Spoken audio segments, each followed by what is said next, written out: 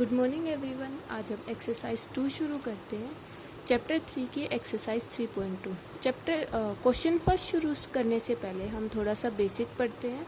अगर हमारे पास दो लीनियर इक्वेशंस हैं a1x plus b1y plus c1 is equals to 0 और दूसरी हो जाएगी a2x plus b2y plus c2 is equals to 0। ये हमारे पास दो लीनियर इक्वेशंस हो गई। अब हम इनके कोफिशिएंट्स कंपेयर करेंगे, x के कोफिशिएंट, y के और कांस्टेंट टर्म्स।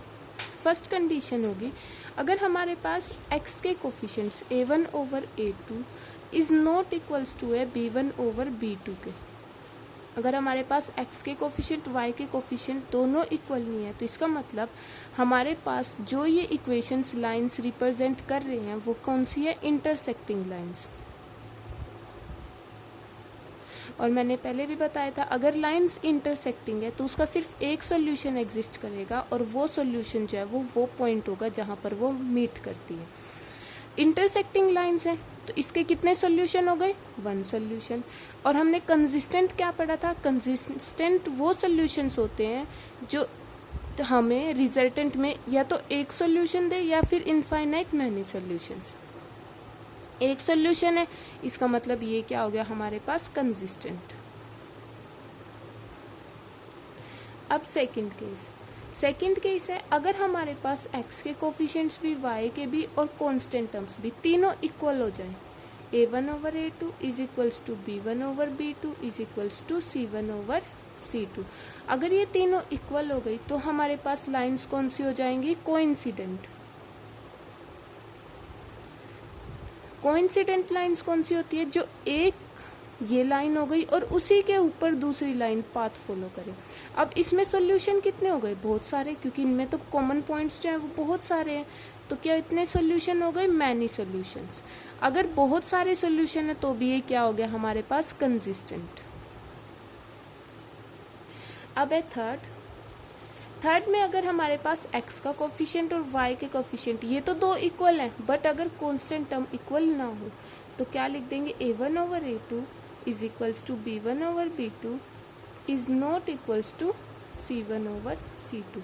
तब हमारे पास जो गिवन इक्वेशंस से लाइन बनकर आएंगी वो लाइंस कैसी हो जाएंगी, पैरेलल लाइंस। और पैरेलल लाइंस का कोई भी सॉल्यूशन नहीं होता तो क्या लिख देंगे, नो सॉल्यूशन। अगर वो नो सॉल्यूशन है इसका मतलब वो क्या है, इनकंसिस्टेंट। अब क्वेश्चन फर्स्ट का फर्स्ट पार्ट। क्वेश्चन फर्स्ट के फर्स्ट पार्ट में हमें प्रॉब्लम्स जो है वो सॉल्व करनी है ग्राफिकली। उसका फर्स्ट पार्ट है, 10 स्टूडेंट्स इन अ क्लास। एक क्लास में 10 स्टूडेंट्स ने मैथ की क्विज में पार्ट लिया है। उनमें से ये भी क्वेश्चन में गिवन है कि जो नंबर ऑफ गर्ल्स हैं वो बॉयज से 4 ज़्यादा है। अब बताना है कि नंबर ऑफ गर्ल्स कितनी है मैथ क्विज में जिन्होंने पार्ट लिया और बॉयज़ कितनी है। तो पहले तो यही लेट कर लो, लेट नंबर ऑफ गर्ल्स, हमने x ले ली, और नंबर ऑफ बॉयज़ जो है वो कितने ले लिए, y। अब हमारे पास total number of students quiz में कितने हैं, 10। तो इसका मतलब गर्ल्स और बॉयज़ को ऐड कर दे तो हमारे पास टोटल स्टूडेंट्स कितने हो गए, 10। अब हमारे पास है कि जो गर्ल्स हैं वो बॉयज़ से 4 ज़्यादा है। इसका मतलब अगर गर्ल्स में से बॉयज़ की स्ट्रेंथ को माइनस कर दे तो हमारे पास कितना आ जाएगा, 4। तो हमारे पास ये इक्वेशन फर्स्ट हो गई, ये इक्वेशन सेकंड हो गई। अब पहले इसका टेबल बना दो। इसका टेबल बनाएंगे, पहले y को 0 पुट कर दो। अगर हम y को 0 पुट कर देंगे तो x की वैल्यू कितनी आ गई, 10। यहाँ y 0, x की वैल्यू कितनी आ गई, 10। अब एक बार x को 0 पुट कर दो। अगर x को 0 पुट कर देंगे तो y की वैल्यू कितनी आ जाएगी, 10। एक बार x को 0 पुट कर दिया, y की वैल्यू जो है वो कितनी आ गई हमारे पास, 10। अब इसका टेबल, ये x और y। एक बार x की वैल्यू 0 पुट कर दो। x की वैल्यू 0 पुट करोगे तो हमारे पास क्या बच जाएगा, minus y is equals to 4। y की वैल्यू क्या आ गई हमारे पास, -4। वैल्यूज पुट कर दी। अब एक बार y की 0 पुट कर दो। अगर y की 0 पुट कर दी हमने तो तो x की वैल्यू कितनी आ गई 4 और ये यहाँ अब हमारे पास दोनों टेबल बन गई दोनों इक्वेशंस के। अब हम क्या करते हैं, ग्राफ ले लेते हैं। ग्राफ में एक्स एक्सिस लगा लो, वाई एक्सिस लगा लो। अब एक्स एक्सिस जो है वो कहाँ से है, एक्स एक्सिस के इंटरवल 10 तक है, 4 और 10, तो हमने 2 का इंटरवल बना लेते हैं। ये 2, 4, 6, 8 और ये क्या हो गया हमारे पास 10। इस साइड -2 लिख दो, वैसे ज़रूरत नहीं है। और y के इंटरवल्स जो है हम -4 भी है और 10 भी है, तो नीचे -2 -4 दोनों बनाने पड़ेंगे। और ऊपर ले लिया हमने 2, 4, 6, 8 अगेन 10। अब पहले इस टेबल के पहला क्या है, y0 x 10, तो ये बन गया हमारे पास x की वैल्यू 10 और y की वैल्यू 0। फिर है x0 y 10, ये पॉइंट आ गया। x0 और y 10 दोनों को मिला दो और ऊपर इसके इक्वेशन लिख दो। इक्वेशन कौन सी थी हमारी, x + y = 10। अब हम क्या करेंगे, दूसरे का x की वैल्यू 0, y की क्या है -4, तो ये पॉइंट बन गया। x क्या हो गया 0 और y कितना हो गया -4। अगला है x4 y 0, तो ये वैल्यू हो गई। x की वैल्यू 4 और y की वैल्यू 0, इन दोनों को भी मिला दो।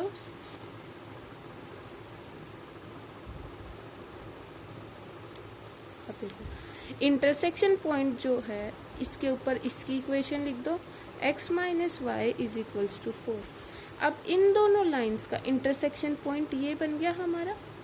अब इसे नीचे भी ले आओ यहाँ और इसे इस साइड भी एक्सटेंड कर दो। जो नीचे आया, नीचे ये वैल्यू 6 और 8 के बीच में है, तो इसका मतलब ये वैल्यू कौन सी हो गई हमारे पास 7, और यहाँ ये 2 और 4 के बीच में है, तो ये वैल्यू कौन सी हो गई हमारे पास 3। तो इसका मतलब ये वाला पॉइंट जो है वो क्या बन गया हमारा, x पर 7 और y पर 3। तो x की वैल्यू कितनी हो गई 7, y की वैल्यू कितनी हो गई 3, और हमने x को क्या लिया था शुरू में, नंबर ऑफ गर्ल्स, तो नंबर ऑफ गर्ल्स कितनी आ गई हमारे पास 7, और नंबर ऑफ बॉयज़ जो है y, नंबर ऑफ बॉयज़ कितने आ गए 3। ये फर्स्ट पार्ट था। अब हम सेकंड करेंगे इसका।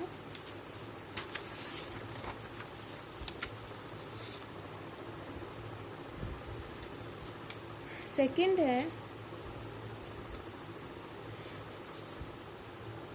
अगर हम 5 पेंसिल्स लेते हैं, 5 पेंसिल्स और 7 पेन्स, उनके जो कॉस्ट है वो रुपीज़ कितनी है 50, और अगर 7 पेंसिल्स लिए प्लस 5 पेन्स, तो उनकी जो कॉस्ट है वो हमारे पास आ जाएगी ₹46।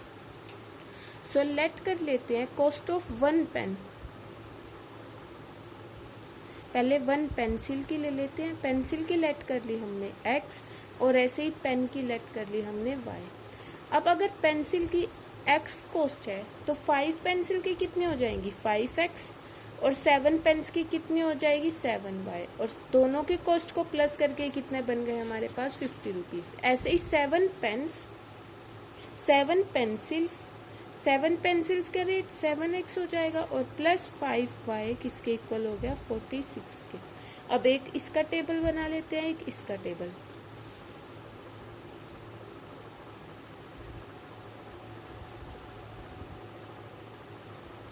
अब x की वैल्यू y की वैल्यू 0 पुट कर दो, 5x, 7 0 तो 0 हो गया, तो 50। x की वैल्यू कितनी आ गई हमारे पास 50/5 = 10। वैल्यू पुट कर दो कि y की हमने 0 पुट कर दी और x की कितनी हो गई 10। हम हमेशा पॉइंट्स में आंसर नहीं लेते, पॉइंट्स के आंसर को अवॉइड करते हैं।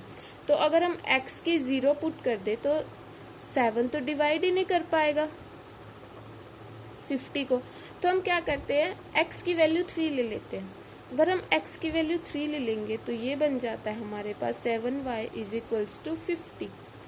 7y = 15 + 15 कितना हो गया 65, और y की वैल्यू जो है वो हम ये माइनस में जाएगा इस साइड, 50 - 15 कितना हो जाएगा 35, और ऐसे ही y की वैल्यू जो है वो कितनी आ जाएगी 35/7 इज इक्वल्स टू 5। तो यहाँ लिख लो वैल्यू क्या आ गई हमारे पास, x की हमने 3 पुट की थी और y की कितनी आ गई 5। अब टेबल सेकंड इक्वेशन का ऐसे ही x की वैल्यू जो है वो -2 पुट कर दो plus 5y is equals to 46। 5y 7 2 जो 14, 46 में 14 ऐड कर देंगे तो हमारे पास कितना बन गया 0 4 5 60 और y से डिवाइड कर देंगे तो 12, 5 से डिवाइड कर देंगे तो 12। तो x की वैल्यू क्या पुट की -2 और y की वैल्यू क्या आ गई हमारे पास 0। ऐसे ही दोबारा से x की वैल्यू 3 पुट कर दो तो 7 3 जो 21 प्लस 5y किसके इक्वल हो गया 46 के। 5y की वैल्यू कितनी हो जाएगी हमारे पास 25 और y की वैल्यू क्या आ गई हमारे पास 5। तो x की वैल्यू हमने 3 पुट की थी और y की वैल्यू क्या आ गई 5। दोनों टेबल्स हो गए।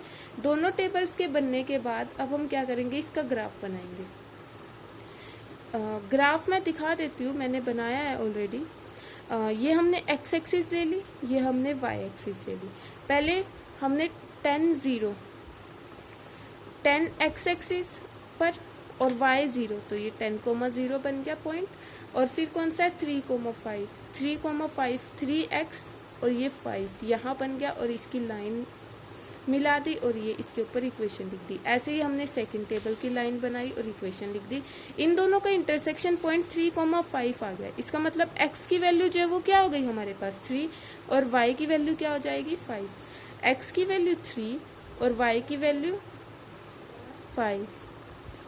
सो कॉस्ट ऑफ 1 पेंसिल जो है वो इज इक्वल्स टू ₹3 हो गई। कॉस्ट ऑफ 1 पेन जो है वो क्या होगा इज इक्वल्स टू 5, x 3 और y 5 रुपीज़ में आएगी वैल्यू। अब हम करते हैं क्वेश्चन सेकंड। क्वेश्चन सेकंड और थर्ड दोनों बहुत इजी हैं। फर्स्ट पार्ट है इसका 5x minus 4y plus 8 is equals to 0, 7x plus 6y minus 9 is equals to 0। इसमें ये बताना है कि जो हमारे पास इक्वेशंस हैं वो कौन सी लाइंस को रिप्रेजेंट करेंगी, वो इंटरसेक्टिंग होंगी, पैरेलल होंगी या फिर कोइंसिडेंट होगी। पहले तो इन इक्वेशंस को कंपेयर कर लेते हैं हम। a1x plus b1y plus c1 is equals to 0 और a2x plus b2y plus c2 is equals to 0। इन दोनों को इक्वेशन से कंपेयर कर लो। a1 की वैल्यू क्या आ गई हमारे पास, इसको इसके साथ, इसको इसके साथ। a1 की 5, b1 की -4 और c1 की कितनी हो गई 8। सिमिलरली a2 की क्या हो गई 7, b2 की क्या हो गई 6 और c2 की क्या हो गई हमारे पास -9। ये ध्यान रखना है कि राइट हैंड साइड पे हमेशा 0 ही होनी चाहिए। अब ये दोनों आ गए हमारे पास। अब रेशो निकाल लो। a1 ओवर a2 क्या बन गया 5/7। वो नॉट इक्वल टू है ऑब्वियस है -4/6 के, और वो दोबारा से नॉट इक्वल टू है किसके 8/-9 के। ये तो तीनों नॉट इक्वल टू आ गए। तो हमने शुरू में जब बेसिक किया था तब बोला था अगर ये दोनों शुरू के ही नॉट इक्वल टू है, इक्वल नहीं है आपस में, तो लाइंस कैसी होती है इंटरसेक्टिंग। तो लिख देंगे कि जो लाइंस है वो कैसी हैं इंटरसेक्टिंग। अब इसका second part 9x plus 3y plus 12 is equals to 0, 18x plus 6y plus 24 is equals to 0। Similarly इन्हीं दो इक्वेशन से कंपेयर कर लेंगे। इनको भी कंपेयर करने के बाद a1 a2 b1 b2 c1 c2 की वैल्यूज़ लिख लेंगे। a1 की वैल्यू 9 आ गई, b1 की 3 और c1 की 12, a2 की 18, b2 की 6 और c2 की 24। अब a1 ओवर a2 क्या बन गया 9/8, b1 ओवर b2 3/6 और c1 ओवर c2 12/24, 9/18। अब इन्हें कैंसिल कर दो। 9 1 जा 9 2 जा 18, 3 1 जा 3 3 2 जा 6, 12 1 जा 12 2 जा 24। तो ये 1/2 is equals to 1/2 is equals to 1/2 हो गया। अगर हमारे पास तीनों रेशियोज इक्वल हो तो हमारे पास कौन सी लाइंस बन जाती हैं, ये कोइंसिडेंट लाइंस। थर्ड पार्ट बिल्कुल सेम है, एक बार ट्राई करना, अगर नहीं होगा फिर पूछना है। अब हम करते हैं क्वेश्चन थर्ड। क्वेश्चन थर्ड में भी बिल्कुल सेम है, बस हमें ये बताना है कि जो पार्ट्स गिवन है वो कंसिस्टेंट है या फिर इनकंसिस्टेंट। अगर कंसिस्टेंट में मैंने बताया था दो ही आते हैं, एक तो आती है इंटरसेक्टिंग लाइंस और एक कोइंसिडेंट लाइंस, और इनकंसिस्टेंट में आ जाती है पैरेलल लाइंस। मतलब अगर हमारे पास कंडीशन ऐसी बनी a1/a2 is equals to b1/b2 is not equals to c1/c2, ये किसकी होती है? पैरेलल लाइंस की। तो हमारे पास सॉल्यूशन कैसा बनेगा? इनकंसिस्टेंट। अदरवाइज दोनों केसेस में, इंटरसेक्टिंग में भी और कोइंसिडेंट में भी, कैसा बनेगा? कंसिस्टेंट। अब क्वेश्चन थर्ड का फर्स्ट पार्ट,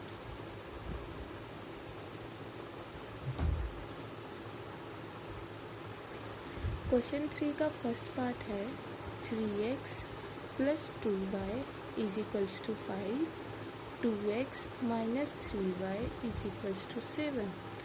अब सिमिलरली यहाँ हमारे पास c जो है वो राइट हैंड साइड में हमेशा कोशिश करनी है कि 0 रहे, तो पहले इन्हें रीअरेंज कर लेंगे। क्या बन जाएगा? 3x + 2y - 5 is equals to 0 और 2x - 3y - 7 is equals to 0। अब जैसे पिछले क्वेश्चन में किया था सेम कंपेयर कर लेंगे इन्हें। a1x + b1y + c1 is equals to 0, a2x + b2y + c2 is equals to 0। इसको फर्स्ट वाले को फर्स्ट के साथ, सेकंड वाले को सेकंड के साथ। सो जो वैल्यूज़ आती हैं हमारे पास वो हम लिख लेते हैं। a1 की वैल्यू क्या आ गई? 3, b1 की वैल्यू क्या आ गई? 2 और c1 की वैल्यू क्या आ गई? -5।